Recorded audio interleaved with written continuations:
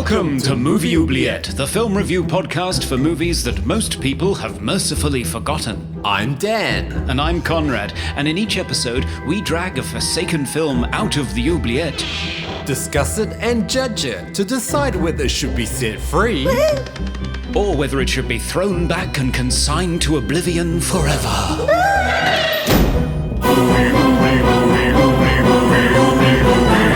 We review the films others tend to forget. Come with us and open up the movie oubliette. Halloween special.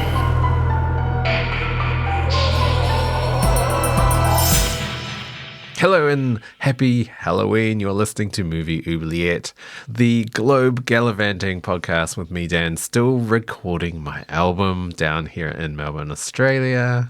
And me, Conrad, looking forward to a Halloween mystery horror double bill at my local cinema in Cambridge, UK. In this podcast, we cover forgotten genre films, sci-fi, horror, and fantasy because ectoplasm, ATM machine, ghost eradicators, and lead-sheathed rooms are perfectly normal parts of daily life. Hello, Conrad. How are you? I'm very well. How are you doing? I'm good. Happy Halloween. Yeah, happy Halloween. Spooky season again. I love it. Yeah, as usual. Not a lot of celebration down here in Australia, but No. I'm sure America's having a good time. Yeah, I'm sure they are. And I'm really pleased that it's being marked in our local cinema and they've got this double bill of classic horror movies, but it's a mystery. They won't tell what they are. You just have to show up, buy your popcorn, take your seats and see what they give you. Yeah. It's going to be fun. Do you have an idea? What's your guess? Just looking at the sort of films that are scheduled for re-release, because it's their anniversary this year, I think we might see Hellraiser and I think we might have Christine, maybe? Ah, okay. We shall see. Oh, those Yeah. are two favourites of mine. So I'm keeping my fingers crossed, but I'm up for anything. Yes. And you're still recording your album. Yeah, I'm still recording my album. I mean, I started this in 2020. I know I keep saying I'm recording, but I am recording. The ball seems to be rolling at the moment, so I'm on a big sort of recording streak and actually making some progress for once. So, I mean, fingers crossed by the end of the year, but who knows? And maybe another 4 years. Who knows? But, it's a labor of love and there's no deadline and it's not for anything.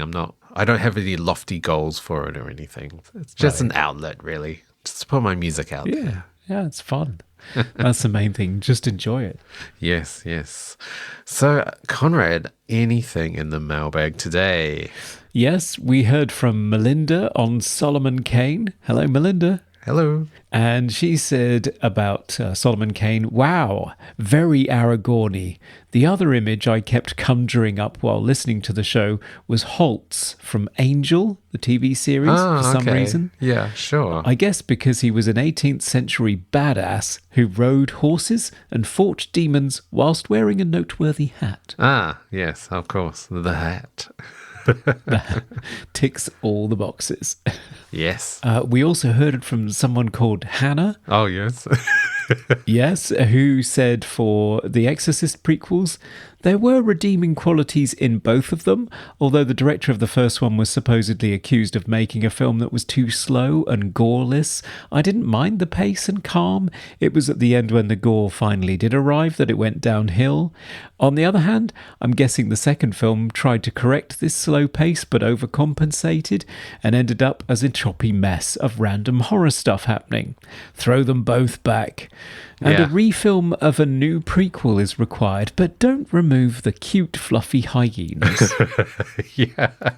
So cute and fluffy. They were adorable hyenas. Yeah. I wonder if they would revisit the prequel territory for The Exorcist. Oh, I wouldn't put anything past the studios now. They're so desperate to milk franchises, IP, for everything they're worth. Yeah. So, yeah. Maybe. And speaking of that, Jasmine said, generally speaking, I absolutely hate prequels. Rarely do I see any point in watching a movie where I already know the outcome. I get angry when studios milk their cash cows by going backwards, and at best, a prequel can achieve a status no higher than decent. The Rennie Harlan film is surprisingly decent. The sluggish Paul Schrader film has the word prequel in its subtitle, which I contest was done solely to make me angrier. Yeah, I would agree. Prequels don't work for me either. The only prequel, it's a TV show, but the Hannibal TV show works for me. I think it actually is a good prequel to the Silence of the Lambs movie. But apart from that, they don't work. No, they don't. It just feels like a curious case of suspense-free fan service, because you know the main character's going to survive, and then they just spend all this time sort of making sure that you see them collect all the things and go to all the places and find the bits of clothing and that you're going to recognize for them. And I just think, I don't care. I really don't. Yeah, exactly. You know what's you know the outcome. I don't think that'll stop them, Jasmine, but here's hoping. Yeah. So I guess we better figure out what we're going to be looking at this time, Dan. Yeah. Go on over to the oubliette, Conrad. I will do. Here we go. Ooh. Wow, this is a very gothic, well-appointed dining room in here today. Yeah. The opulence. It's lovely. Oh, some of the stuff's moving by itself. So many chandeliers. Oh, good grief, it's flying at me. Ow! Not the carving tray. And now there's a bedspread. Oh. Okay, I've got the movie. I'm coming back.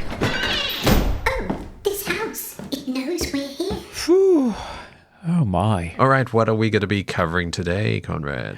So we have The Legend of Hell House, a 1973 gothic supernatural horror film directed by British director John Hough, starring Pamela Franklin, Roddy McDowall, Clive Revill, and Gayle Hunnicutt. And it's written by Richard Matheson and based on his own novel Hell House. So what happens in the Hell House? Well, an eccentric British millionaire at death's door hires a skeptical physicist, Dr. Lionel Barrett, and two psychics, young Florence Tanner and haunted expert Ben Fisher, to spend Christmas at the abandoned former home of a twisted, sadistic murderer, Emmerich Belasco, to determine once and for all if there's life after death. The previous expedition into the house ended with the deaths of all of the paranormal experts except Fisher, who grimly warns the others of the dangers they face. But Dr. Barrett is convinced he can cleanse the house with his psychic washing machine, and he and his visiting wife Anne will be home in time for mince pies. But as homicidal crockery begins to fly, invisible figures menace Tanner in her bed, and black cats begin to pounce, the Ghostbusters become increasingly scared. And horny. Will they survive the week? Find out after the break. Yes. So we're combining Christmas with Halloween today. Yeah, I didn't know that. It's fun. And we'll be joined by a special guest as well. Yes, very special guest after the break. Yeah.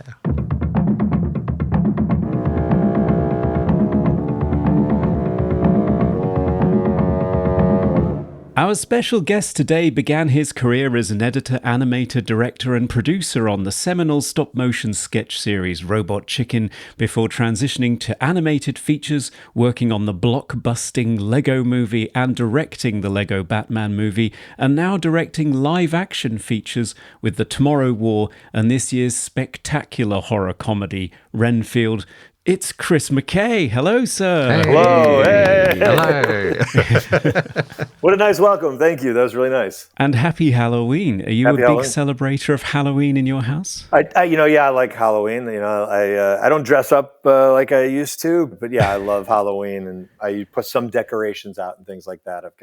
They make these really cool Halloween decorations that look like old school stuff I remember from a kid, but they're all based on American Werewolf or Shaun of the Dead or Texas Chainsaw or whatever. So I've got these very old school looking decorations that are some of my favorite movies. Yeah, so cool. That sounds great. I have an inkling what your favorite Halloween movie, or certainly favorite in the Halloween franchise, because I heard you have a tattoo of it. Yeah, Halloween 3. Halloween 3. I mean, look, there's no question that John Carpenter's Halloween is the best movie in the Halloween series, and I grew up watching John Carpenter movies and falling in love with obviously his cinematography, and he's just great with dialogue, and his run of movies in the late 70s, early 80s is just unparalleled. But Halloween 3 was a movie that I saw projected in a movie theater, and I think it was the first time I kind of synthesized what a filmmaker does. Like I understood, the camera is moving and they're purposely, excluding this thing and then revealing it. And there's all this stuff.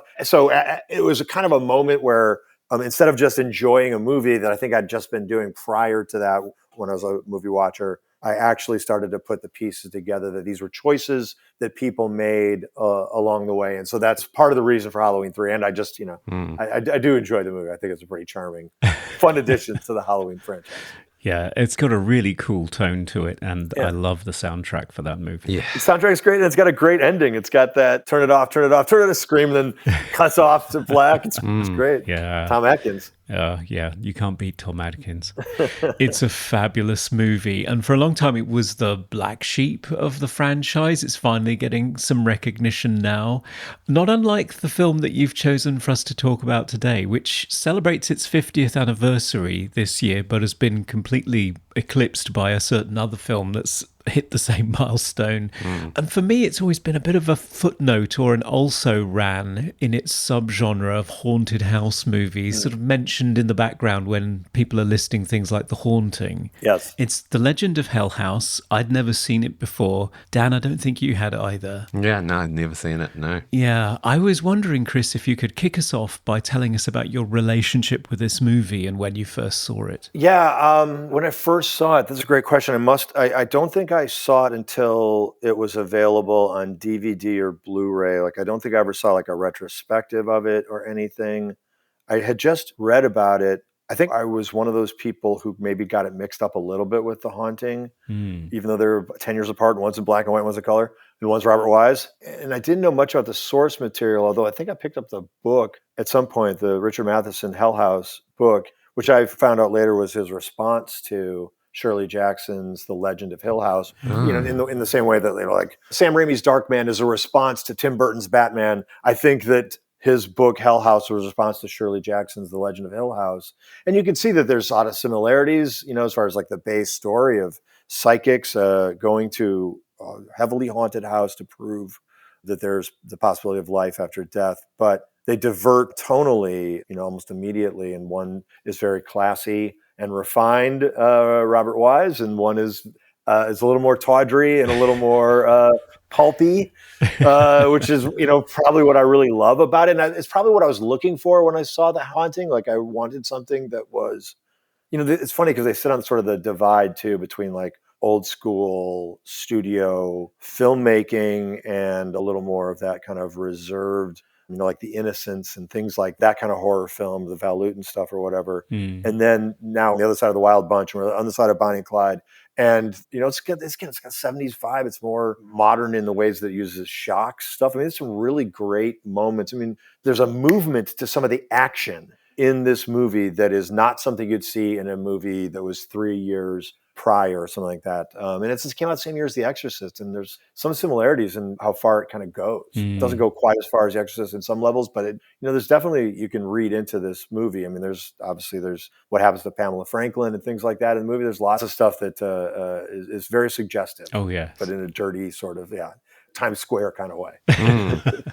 I mean, I do agree with the whole sort of modernizing sort of the genre of the haunting movies. It feels quite modern, like in the fact that they're introducing the scientific aspect that I don't think I'd seen previous to this movie. I mean, with anything before 1973, which is quite normal now. Yes. Like you see the EMP detectors and all sorts of like gadgetry and cameras now in the Insidious movies and many more. But this is kind of the first, I don't know, maybe the first introduction of science into a haunting. I think you're right, and I know what this movie is. So if I start talking about highfalutin stuff, I know exactly what this movie is. So I apologize ahead of time. But in that way, this is in some ways like a Michael Mann type movie, where you have characters who are experts in their field, and they are talking about things in a way where you either got to catch up with what they're talking about philosophically or how the equipment works or what they plan to do. I mean, there's such a nuance between the Pamela Franklin's character and Clive Revill's character. There's such a nuance between their positions. They both sort of believe in life after, or Pamela Franklin's character believes that there are personalities that exist in the afterlife, that people's personalities or their drives or their, whatever exists. And he believes that the spirits are sort of just, so much electromagnetic or, electrical energy that's out there, and that's what's associated with souls and things like that, but they're not personalities. And it's just interesting that they immediately get in these debates. They don't necessarily wait for the audience to catch up. And in that way, it's like a Michael Mann movie where it's like, okay, if you know the nuances of transportation for drugs from, Colombia to Miami or whatever, and the things they're talking like guns or the plastic explosives or whatever they're talking about, you get it. You don't get to enjoy it on that level. But it's also like, if you're opaque to it, you don't have to understand it in order to care about the characters or whatever, because there's other stuff going on. And I think that's what's kind of great about it is there's sort of this debate between the two of them, which is what sort of between Tanner and Clive Revill's character that tears them apart, puts them on opposite ends, and the conflict. But there's a tension between all of them. Roddy McDowall is so good, and he's just every one of his line readings, especially in the beginning of where he just says something and he just says dead. He just has these little like really quick little look at his face, and he's just like he said something like the one guy says this house isn't something or other, and then he says, "Do you believe that? Do you?" He's so good. And he's a guy who survived this thing, so he's got a whole perspective on this thing. And then, Clive Revill's wife, Gayle Hunnicutt, is somebody who doesn't belong in this world at all, but is there, and she's got a completely fresh perspective, and her character goes through a whole thing. So, yeah, I know what this movie is, but I love that they do take the science and parapsychology base. It starts with a title that's from some guy who's like a celebrity psychic or clairvoyant to European royalty or something. And it's like he's endorsing this movie with his stamp of approval. Like I wish more movies had that. I wish more movies had okay, we talked to the guy who's the clairvoyant to European royalty, and he says this movie's okay. So, watch. Yeah. Insane choices. It is. It's one of my favorite, this is based on true something or other opening title cards, which essentially says the story's fictitious, but the phenomena depicted could well be true. So it's like, some of this might happen. Signed Tom Corbett in his signature. Yes. It's great. It's wonderful. Now, I do love that whole genre of science meets the supernatural. I got the catnip for that with Poltergeist in 1982 with the whole team that comes in. Yeah. But yeah, that's a decade later. Prince of Darkness as well, the late 80s film with John Carpenter is a good example of that. That's great. That's a great one. That's a great example of doing this exact thing. Yeah, wow. It's great fun. I've read some reviews of the film, though, that suggest that sort of cold scientific approach doesn't quite achieve the same level of irrational fear that you get from Robert Wise's The Haunting, which is much more of a plunge into psychosexual drama and much more of an inner journey into madness. Yeah. Well, I think you're absolutely right. That's the risk, right? And I think that structurally, a movie that does that, obviously incredibly well is The Exorcist, where, okay, we're going to show you that we did everything we possibly could do. We're going to go through everything before we get to the exorcism. So we're going to go through psychologists. We're going to go through MRIs. We're going to go through all of this stuff. She's going to do everything she possibly can to not do some sort of faith, God solution to this problem, and exhausts all of that in every way, shape, or form, and then has to go to this thing. So the movie kind of hits you with all science in the beginning. No, you see some supernatural stuff, but not the full, House of Poppin' thing that happens in the end of the movie. Yeah.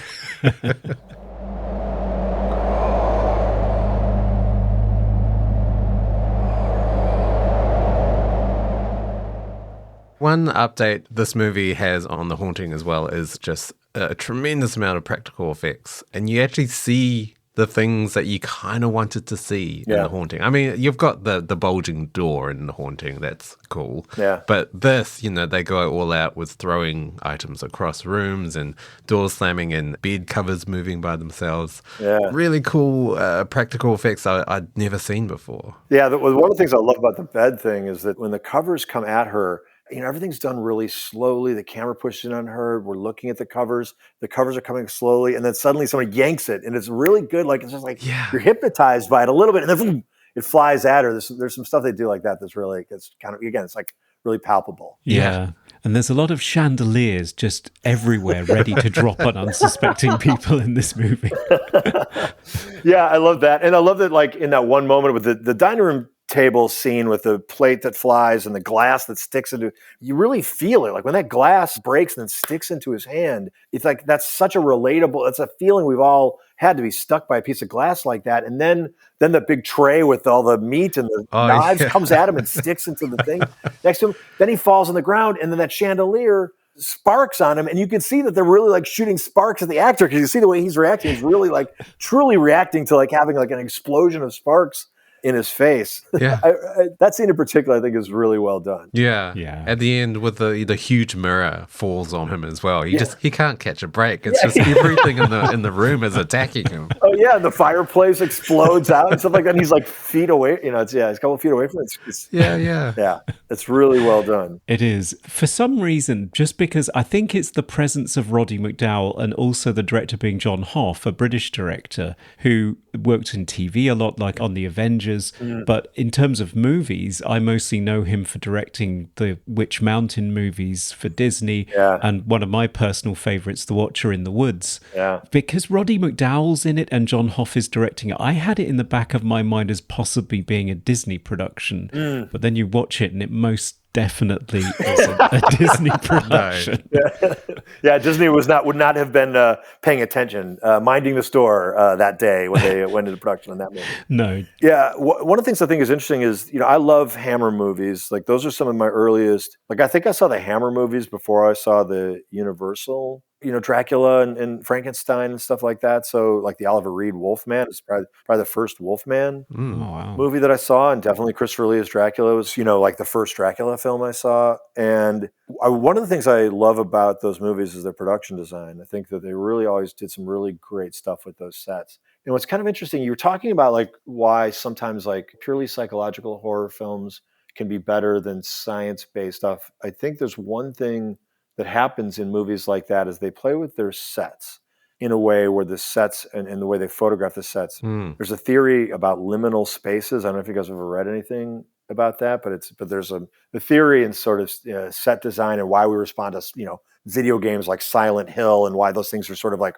automatically creepy is the way they use space. But one of the things I noticed about this movie is that in a Hammer movie, in the set design, I understand the geography at all times. Like, I could tell you where that door goes or where Dracula goes off here and comes from here or whatever.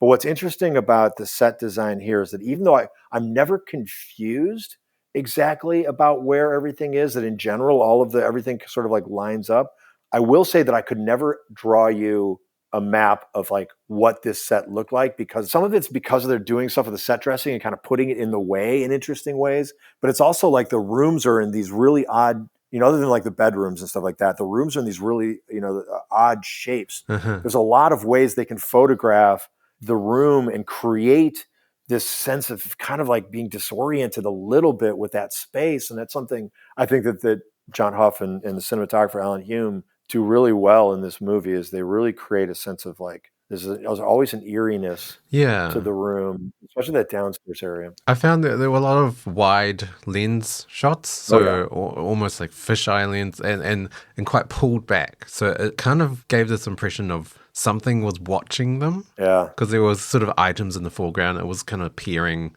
behind items, almost like sort of Halloween, like sort of that point of view shot. But it's always static, it's not like Halloween. But yeah, it gave that impression of something was always present. Yeah. And also with the score as well, with that kind of breathing synth sound all the way through it. Yeah. Gave this sort of really eerie quality. Yeah, the music was done by this woman, I think Derbyshire or something like that, and Brian Hodgson. But Brian Hodgson was a sound designer for the BBC, and he actually is the guy who invented the sound for the Daleks on Doctor Who. Oh, yeah. So he designed that, and I think she had something to do with some of the music too for some of the BBC shows like Doctor Who and that sort of thing. But this music in this movie, yeah, it's really great. Sort of electronic score. It's cool. Yeah. It's a really interesting choice for the music because for the most part, it's at the start, it almost sounds like muted tribal drumming, but I think is it like a drum machine or something, and then kind of really subdued woodwind or brass over it. And then for the most part of the movie, it's all these kind of drones and noisy sort of heaving sounds. Yeah, almost like David Lynch type sort of it's like sound approach. design as music, you know? Yeah. Using sound design as music, and it's one of the first examples I can think of that somebody. I mean, I guess the Birds, you know, they did sound design as music for that, but this is like where they made it a little more musical, I guess, because like you said, there still is some live instruments there, but there's a lot of stuff that's sound design or you know, again, I don't know what they were working with. It's all really experimental stuff. Yeah, Delia Derbyshire and Brian Hodgson, they're from the BBC Radiophonic Workshop, which really was an experimental group that were doing all kinds of stuff, building their own circuits back in the days when synthesizers didn't exist, just to make noises. So it was this sort of fantastic den of wizards creating strange noises for Doctor Who. And I remember the guy who composed the Doctor Who theme gave it to Delia Derbyshire to arrange the famous synthesizer version of that theme. And then when he heard it back, he said, "Did I write this?" And he campaigned to have her credited as a co-composer, and she wasn't for many years, but she is now. She is credited as the co-composer of that theme. Oh, that's cool. Yeah. That's awesome. I didn't know that. No, it creates an amazing atmosphere. Yeah, another technique that they use in this movie with sound is they kind of climax with just kind of this wall of noise and then just take it all away. Yeah. So you're left with absolute silence, and it's really unnerving. Yeah, it's destabilizing, isn't it? Yeah. It's quite jarring. I mean, in the best possible way. Yeah, there are a lot of things like that. I mean, you talked about the production design, Chris, but I also think that the color is so vivid. There is an incredibly saturated blue. The wallpaper. Yeah. Blue room in the dining room, and Tanner's bedroom is just this vicious scarlet red, which, you know, you just can't help but associate with what happens to her in there later on in the movie. And it reminded me, I was listening to you talking about Renfield and going for that Mario Bava style, very saturated color design in the movie. And I wondered whether that's something that appeals to you in this movie as well. Yeah, absolutely. Her red room, the blue, just even the costumes, all of their costumes, Roddy McDowall's blue sweater in that blue room is really, I always really like that color combination there. But yeah, just how clean, even though it's saturated, that the red is really sometimes a really hard color to photograph, but just how saturated it is, but it doesn't bleed onto anything else. It's just like, it's really powerful. And again, that's what all the Hammer movies, you can go look back in some of those ones too, and they were really using really bold uses of color. And yeah, that's one of the reasons probably why I like this movie, but also like the light and shadow of it all. Just that opening when they come in to the place when it's pitch dark. I really love how that feels. And all the fog. all the fog that comes in. It's great. Yeah. Also, I found similarities to The Haunting with the use of mirrors as well. Lots of reflections and that kettle or the teapot, that shot of that. With that distorted, they're all distorted in the reflection. Yeah. Tanner's like ceiling of mirrors. It's just like the whole ceiling is a mirror. Yeah. Well, and it was shot on a set. So the fact that they built all of these sets with ceilings and things like that is, and still were able to do the kind of lighting they would do in those days, because none of that. Only the exteriors were in that first scene when they were at the inside the castle, maybe that they were at for the opening bit. Oh, right. But that's the only stuff that's actually shot on any kind of location, and then everything else is shot in a set. So they really went all out to build. Like I said, there's shots where they're looking straight up at her, and you see the ceiling, and that's, so they really built some exquisite stuff. Yeah. Even the exterior shooting, there are some really remarkable, graphically memorable shots in the movie, like their very first arrival at the house, and the camera just seems to be so low. They must have dug a hole for it to sit in, to look up at the house and make it just tower above them. And that fantastic shot of Roddy McDowall's character. I think it's the first time you see him where I guess it must be a lens with a very shallow focus, a very long lens that has him lost in space with this train whipping past him in the background out of focus. And it just gives you this sense of this man that is just completely detached from everyday reality and kind of lost, and ever since his first run-in with this house. Yeah, and I love when the camera is like in the car and we're following him as he's leaving the edge of the train station, and it comes around and meets him in this close-up. It's really, there's a bunch of stuff like that that's choreographed like really well. Yeah. It's really cool. Beautiful stuff. The one thing that's different in The Haunting, even though there's wide-angle lenses used in The Haunting and things like that, but everything is very classically done. The camera moves are very classically done. The compositions are very classically done. And when Roddy McDowall has this freak out, he's like this, the camera's up over him with a wide angle lens. Like they're doing stuff that you would, that are really very expressive with the camera, and using things that probably in a different decade you wouldn't see. But here they're kind of just going, even though again, it's not a trip movie and it's not a, exploitation where it's like handheld and they're kind of going, all bets are off as far as framing goes. Sure. But they're still nonetheless, like they are not afraid to experiment in a way that you wouldn't necessarily see in The Haunting. And Robert Wise is amazing with, compositions. I mean, brilliant. You can watch all of his movies, if you don't like the story, the compositions are, impeccable. But here they're really, John Hough is really free to try things that you wouldn't necessarily, that would be, become like you could draw a direct line from this to music videos in the 80s. Russell Mulcahy's or people like that would use the camera around a singer and use the room, use the set in a way. And again, he's tied to the performance. He really, he's sort of taking a look, instead of the more theatrical performance style, I think he is like taking a clue from method acting and things like that. And so he's responding to what the actor is doing. And so the character and the camera are in lockstep emotionally. Yes. Now it's time for random trivia. Okay, it's just the two of us for trivia. Conrad, what did you discover next to a dead cat in a shower today? Well, Clive Revill, who plays Lionel Barrett in the movie, kind of the main character, I was surprised to learn is a Kiwi. Ah, is he? I did not know that. Yeah. He was the original voice of the Emperor in The Empire Strikes Back before George Lucas retconned the whole thing in the special editions and replaced him with Ian McDiarmid. Okay. And he's 93, and as of recording, he is still with us. Wow. Good Clive. But yeah, not a Brit. He's a Kiwi. That happens sometimes. It does. I mean, Kiwis do the British accent very easily. Yeah, I can imagine.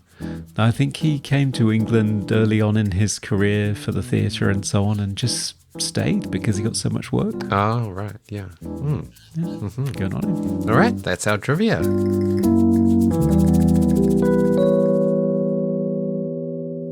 Talking about themes, we've already mentioned sort of the science versus supernatural theme, but there's also this kind of repressed sexuality thing going on. Oh, yeah. Is there a rape scene in this movie? Does she get raped by a ghost? Yeah, I'm pretty sure that's what's implied there. Yeah. It's basically like almost like Straw Dogs or something like that, like the Peckinpah movie. Right. Again, it's what they don't show but is implied that is what makes it completely horrifying. And that's what's so great about her performance. I mean, they're all great, but in particular, that moment, there's so much going on with her. She's trying to prove her point. She's trying, from a character standpoint, she's trying to prove her point that this is, unlike what the other guy is saying is going on in this house.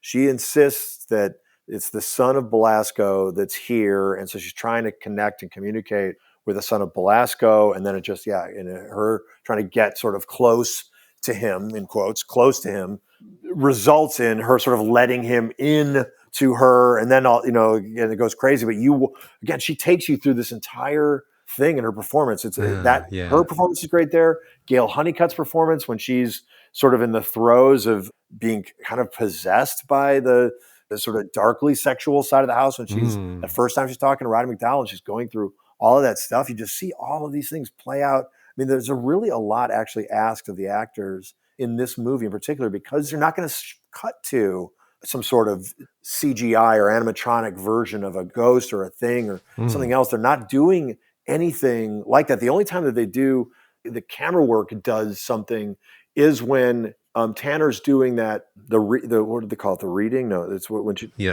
sitting, and when she's sitting there in that chair, and he frames it where she's so hard right, and the chair is hard left, and she starts talking to or looking over at the chair, and that you get this, again, that's camera work is kind of filling in. Oh, there's a presence there, but a lot of times we're just on their faces or on medium shots on them, and you're seeing them just do all of this work to get these fairly big ideas across to the audience. It's really just, again, if the directing wasn't there, if the actors weren't there, you wouldn't have any of that stuff. But they all committed to this thing. It's really, well done. Like just on every level, technical and creative and everything. Yeah. That is one thing that does differentiate it from The Haunting, definitely, is the sexual element. There is a sexual element there in The Haunting. Yeah. Almost certainly there's a lot of tension there between the two female characters, and Eleanor Lance falls in love with the house. But I don't think she goes as far as having an intimate moment with Hugh Crane, whereas in this one, that definitely happens. We also have the same thing with the Muggle wife who falls victim to the house's influence, very much like Grace Markway in The Haunting. But in this one, this English housewife is just transformed into this thirsty mess, just desperate for anyone to touch me. Yeah. Yeah. I did find it entertaining, the number of women that are propositioning Roddy McDowall and him ending up slapping them in the face. Yeah, there was a little bit of slapping too. I guess the book is even worse. I guess the book goes even more into Belasco's sexual deviancy and all of that kind of thing. Like I think I think the book goes deeper into that than the movie does. And I think it's definitely a movie of its time for sure. They made definitely some choices that were of its time. But again, I go back to how great their performances are and how they really found a way to make it tasteful. Taste has probably went out the window, but like it doesn't go so far over the top. They don't do what maybe they do in The Exorcist or Texas Chainsaw Massacre movies, that were coming out around the same time. They are sort of Straw Dogs would have come out around the same time too, actually. Yeah, I don't think it's exploitative. Yeah. It's almost like it's not quite there. I mean, there is nudity, but it's not too explicit. Yeah. No. For a 70s movie, I think it's tastefully handled, but it's definitely delving more into the sexual aspects than... Yeah. And I think that's based on sort of the history of the house, because with all of these haunting movies, there's always a dark past to the house, and I think in The Haunting and other house, it's all to do with some terrible wrong, that's been built on an Indian burial ground, or somebody really cruel and evil lived there. Whereas it sounds like Belasco was just a very angry short man who was a bit of a party goer. Yeah. I mean, what was his motivation here? Just height jealousy? Like everyone taller than him has to die? Yeah, I think he was definitely, probably there's some short jokes or something really, I guess if you were going to do the prequel, you talk about, how the bullies that came after poor Belasco. Like, didn't he cut off his own legs and have... Yeah, like prosthetic legs attached. Yeah, the big twist at the end. That reveal is a little bit of a letdown. That's probably the one area where I feel like the build up to that is not as satisfying as I would want it to be. That's my main complaint with the movie is it's like you've got all of these things going and you're heading this direction and it's great, and all the characters, again, the conflicts between the characters are all well done, and then you get to that thing and it's just it's a little bit of it goes out in a whimper a little bit, unfortunately. Yeah, and also it kind of comes out of nowhere as well. Like, I mean, how is his body preserved? I mean, he's got the lead-lined room, I guess, but they don't really talk about that beforehand. And also the height thing isn't really made too obvious in the movie. So, of course, you're not going to expect that either. So the ending feels very explained by the character. Like the Fisher's character just tells us the ending. It's like, oh, I guess. Well, it's like Psycho. It's like it's like the ending of Psycho, where it's like he shows up and then it's like, okay, great. And then all you have is like 5 minutes of a guy explaining, about all of that stuff. And it's a little bit of like a kind of a bummer. But, the funny thing is, structurally, you've got them on a mystery track. Like, who is this person? They are putting together, they disagree about where it's coming from and all these different points of view. Is this all the spirits? First they're like, is this all the spirits that are, from all the dead people that the Belasco, had murdered, in his time? And then is it, are they all trapped here? Is Belasco trapping them here? And then is it the son of Belasco had been tortured? So you're on this track where you could have easily weaved in any other little facts along the way that could have led to that thing, as opposed to it just being this thing that kind of like basically kind of comes out of nowhere. Yeah, it does. And who was the guy, the dead guy, and chained in the basement as well? Oh, wait a minute, the dead, the other, the sort of the rotting corpse, the juicy corpse that they just bury outside without calling the police or anything. Yeah. Which is really odd. Yeah. We'll handle this, guys. I don't know who that was. Yeah. No, I mean, there are some hints. I think you said, Dan, that this is a movie that benefits from multiple viewings, because you start to notice there are little hints buried in early on. Yeah. So Fisher says, when they first mention that Belasco's dead, he says, dead? As though he's hinting, is he really? Yeah. And he mentions that he was known as a 6'5", the roaring giant or something. Yeah, I think the dialogue is quite dense because they're sort of introducing two different aspects, the science part, which is just trying to get your head around all the science stuff, like the ectoplasm stuff, the ozone, and like that's like, wow, I didn't know anything about this, so I'm trying to focus on this. But then there's also all the spirit stuff as well. Repeat watches, it does make more sense. Yeah, that's gonna be my argument at the end of this, when I'm arguing for why it needs to be kept in the canon of your movies, the repeat watching factor. Coming to you live from the Movie Oubliette Theatre, it's the prestigious Mobley Awards. Oh yes, it's that special time of the pod, the Mobley Awards, where we nominate our favourite chandelier plummeting parts of the film in a number of bedspread flinging categories. Best quote. Where he goes off on Belasco's, all the things that Belasco was into. Cannibalism, bestiality, it's sexual sadism. But he literally just but he says it in a he's got this just great monotone voice, and he's just without any emotion at all. He's just, it's perfect. But that's probably the better one, is where he's just, listing all the things that Belasco is into. Yeah, and you never really know whether he's being serious or not. Like, it seems almost like sarcastic. Like he's just listing off just bad stuff. Yeah. I love the way he ends it with, not to mention a gamut of sexual goodies. Shall I go on? You feel like mentioning, actually, necrophilia is a sexual goodie. Did say bestiality? I mean, he's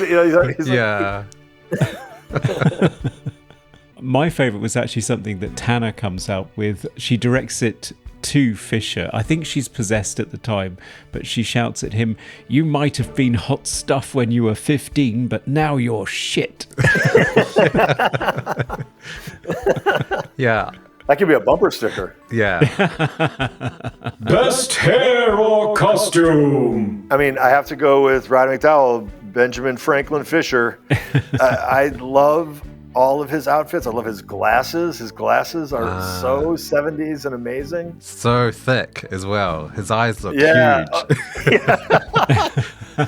It's great for him to act like because so much is going on there. Yeah. But I love his outfits. I love the glasses and the hair and everything. He's my favorite. Yeah.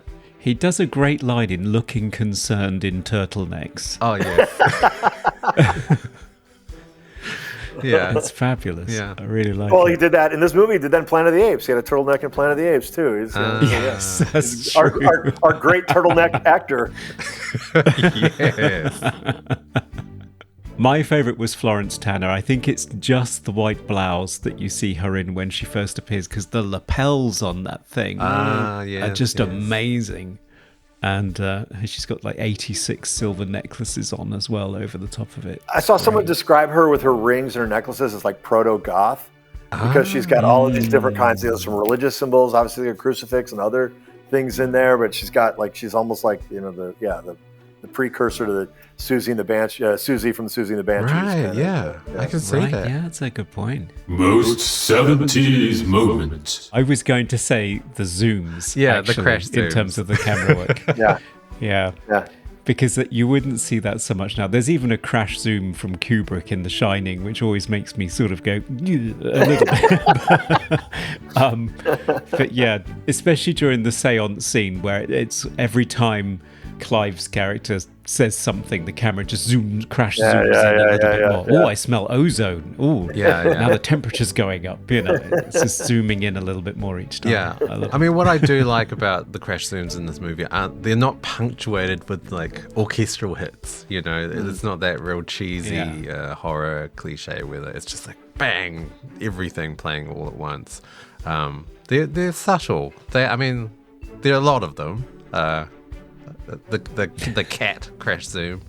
It's pretty funny. You've got to have a cat. That cat was great. That cat was like when they're shooting the outside of the building, it just crawls into the frame. It just perfect. Like that cat can hit its mark. Yeah. Yes. Favorite scene. It has to be that scene where they're having dinner and then the whole room, goes crazy, and everything's flying around. I think that's so well done. It comes right at the right time where you're, in the movie we're just building. So that's just you were talking about Poltergeist earlier, and I think about how when all the science people show up, how crazy the movie gets around that time. It reminds me a lot of that, where it's just like that those scenes in Poltergeist happen at the exact right time in the movie where you're building up all this stuff, and then all of a sudden everything goes crazy. And the same thing for this movie. I think that scene is so well done. And if I had a second place scene, I think it's the scene where Gayle Hunnicutt, comes down to Ben and is seducing her for the first time, where you see sort of how you just see kind of like how the house in Belasco can affect people. And Yeah. Great. Yeah, the dining hall scene is it's just they pulled out all the stops on the effects, and it just looked very dangerous as well. Like it was legitimately dangerous for the actors in that scene with everything's going on. Like if they were just moved 1 inch wrong, another way they're going to get the flaming plate of whatever in their face. Yeah, exactly. Wow. Yeah. My favourite scene in the film is the really garish, stylized red lighting in the seance scene. Yeah. And it's that lovely mix of the paranormal and the scientific that's really creepy and disturbing, like Quatermass or something like that, where they're sort of experimenting, but you feel as though they really don't know what they're doing, and they're getting into something that might be more powerful than they can handle. It's filled with danger. That scene. I love Is it. that the one with the ectoplasm that starts the ectoplasm growing from her fingers? Yeah, leave a sample in the jar, please. That's the one. That's a good quote too. Yes. Most cliche moment. I would say my horror cliche for this film is women are hysterical and men are logical, but also men have to slap women to snap them out of their hysteria. Yeah. I think that is exactly correct. You are 100% correct. That's what they're trafficking in the movie. Yeah, sure. I mean, there is a lot of slapping of women in this film. Yeah. I just love it, though, that Roddy McDowall's presented with a naked woman and slaps her. Yeah. I just think that's so perfect. Come to your senses, woman. What are you doing? My cliche, just from the English perspective, is "'Tis foggy in old England." Yes. Which it is not, to say. Well, they had to bring all that in, too. I mean, all that was it was all dry ice and everything else for that stuff. That wasn't. You could tell it was like the most beautiful sunny day. That they had to bring in this to get that. It must have taken hours to fill up with fog. Yeah.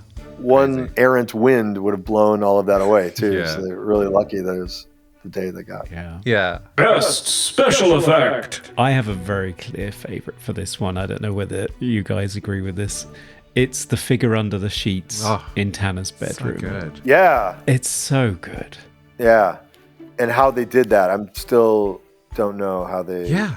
Because you it looks like there's a moving body under the sheets. Yeah. Like it's moving. Yeah. And Yeah. then she rips it off. No cut or anything. No cuts. And it's nothing. Nobody's there. Yeah. Yeah, so John Hough says in his interview, I'm not going to reveal how we did it. But then in Pamela Franklin's commentary track on the new Blu-ray, she just tells you. Good. Oh, So- good. I'll have to listen to that. Great. I can't wait to hear that. So it took quite a few takes to get the timing exactly right. But yes, there is a man in the bed with the sheet over the top. And at the exact timing that they're counting really loud in the room, and she pulls the sheet off and they open a hole in the bed and he drops through a hole in the bed and seal it back up again. Old school magic. Huh. Yeah. It is, yeah.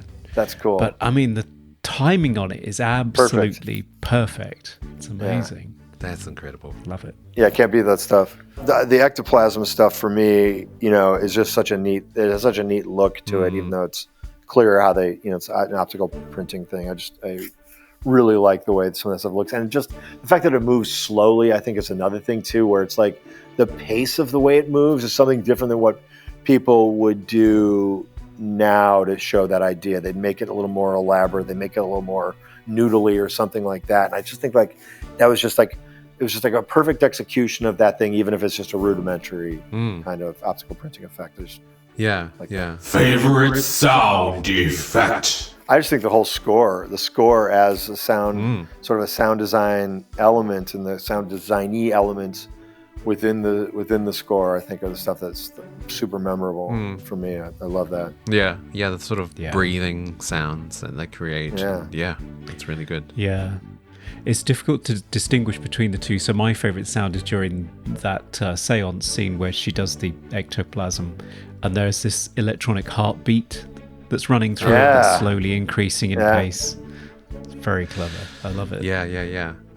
Sound for me, we haven't really talked about it, but Florence, when she gets possessed and she has this kind of demon voice, but I think it's just her voice pitched down. I don't think it's another actor, but it has a very unnerving quality to it. And it's different to just like dubbing it with some other guy, like in The Exorcist. It's sort of unnatural sounding. Yeah. Most funniest moment. I mean, I think Roddy McDowall is funny throughout the movie. Unfortunately, I think that the ending where he's talking about how short he is, I think that is probably especially for a modern audience, is probably unfortunately unintentionally funny. Yeah. So yeah. Quite possibly. Yeah. For me, it was one shot, and it came at the end of the otherwise fantastic, I thought, cat attack sequence. Oh yes, which I think is yes, I know what really you're going to scary. talk about. It's the final shot of the scene after she's escaped the cat, and it's behind the door, and you just get this one shot of these bloody paws sort of scrabbling underneath the door, and it just made me giggle. Yeah, it's such a cat thing to do on top of it. I know. Too. Yeah, It's true. Yeah, it's very true. No, not so much terrifying. It's very cute. Yeah. Yeah, you kind of want to let him in. Yeah. Okay, and that's our Moobly Awards. Yay! Hi, I'm Sandy King Carpenter, producer of movies like They Live, Prince of Darkness, In the Mouth of Madness, and you're listening to Movie Oubliette. Okay, it's time for our final verdicts. Should The Legend of How House from 1973 be released from its lead-sheathed tomb to open and close doors at will and be loved by everyone, or should it be crushed under a fallen crucifix and be pushed back into the depths of the oubliette, erased from cinema history? Chris, How House, I'm sure it is a favorite of yours, I think. Yeah, I'm going to vote to release the movie into the world, and that I think it's a movie that you can watch a few times and get a lot out of it. It's a fun movie. The great performances, camera work, color, lighting, editing, music, locations, costumes, like everything. They did such a good job, and it's not a very long movie. It's just like a really well-paced movie. I just think, and if you want to see if you saw a Haunting and it maybe left you wanting more, watch Legend of Hell House. 'Cause Legend of Hell House is, might be the thing that, it's when you want to watch an old movie, feel like you want to watch an old movie. This is an old movie that I think still has a lot of power in it. Yeah, I would agree. I'm very surprised I've never seen this movie. I think it should be much more iconic. Like, I just don't understand why it's not sort of regarded as one of sort of the great sort of modern haunting movies. Like, it predates movies like the Poltergeist, the Changeling, Amityville Horror, and Burnt Offerings. Like, it seems to definitely modernize the genre. And you see things that you wanted to see in The Haunting. And yes, it is very familiar, but I think it's a great ride. And the ending is, so-so. But I think the presentation of the performance and the production value merits it to be a highly regarded film. Yeah. No, I would agree. This was a real treat, actually. This is why we do the show, because never heard of it or vaguely heard of it, never paid it much mind, and discovering it and talking with you about it has been such a joy, because it's not The Haunting. I'll always love The Haunting as a, classic black and white psychological exercise in terror. But this is the 70s version with the garish colour production design and the flashy camera work and Roddy McDowall in a turtleneck. And it's a bit saucy as well in places, so it's delving into things that previous movies hadn't done. But it's a really inventive, spooky movie, and it's also that scientists investigating the paranormal genre that I really love. So, yeah, I really enjoyed this. I definitely recommend it and vote to set it free. Mm-hmm. Well, I guess it's time for us to find out what the patrons voted. Hello, Hal. What are you doing, Conrad? Nothing untoward. I just want to know what the patrons voted. Our patrons have decided to set the film free. To set it free. Yeah. So Eddie Coulter says, unleash the spirit of Belasco from the oubliette. Hell House has been one of my traditional Halloween watches since I first saw it in the early 80s. I'm surprised that this hasn't been remade yet. John Hough also directed another favourite of mine, The Watcher in the Woods, that despite interference from Disney is a great creepy film that creeped me out when I first saw it in the theatre.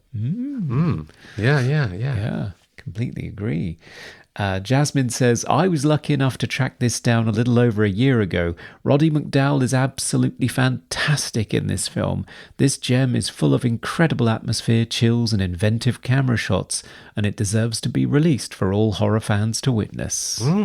And finally, Chazilla said, great pick for spooky season. I do love a good haunted house flick. The Legend of Hell House is everything I liked about The Haunting, turned up to 11. Yes. Sure is. It really is. It's sort of the fun 70s version of The Haunting. Yeah. All right. So let's set it free. Yay! Yay, we did it!